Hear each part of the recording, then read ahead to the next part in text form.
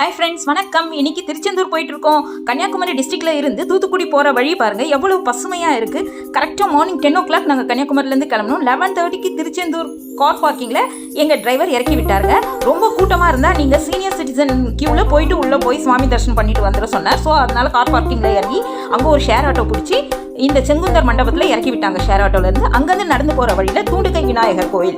இந்த தூண்டுகை விநாயகரை நமஸ்காரம் பண்ணிட்டு தான் நம்ம முருகரை போய் தரிசனம் பண்ணணும். ஸோ அவரை நல்லா வணங்கிட்டு நம்ம கிளம்பிட்டோம். அபிஷேகத்துக்கு 2-3 நாள் தான் இருக்குது அப்படின்றதுனால கோவிலில் பயங்கர கூட்டமாக இருந்தது.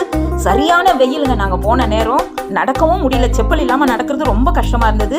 அங்கே அரேஞ்ச்மெண்ட்ஸ் எல்லாம் பண்ணிகிட்டே இருந்தாங்க. பாருங்கள், மூத்த குடிமக்களுக்கான பாதை வந்துருச்சு. நாங்கள் இது வழியாக போயிட்டுருக்கோம். கோவிலுடைய மேற்கு கோபுரங்க இது வழியாக நடந்து போனால் செல்ஃபோன் வைக்கக்கூடிய லாக்கர்லாம் வருது. அங்கே செல்ஃபோன் எல்லாம் சப்மிட் பண்ணிவிட்டு உள்ளே போய் நாங்கள் முருகரை தரிசனம் பண்ண போகிறோம்.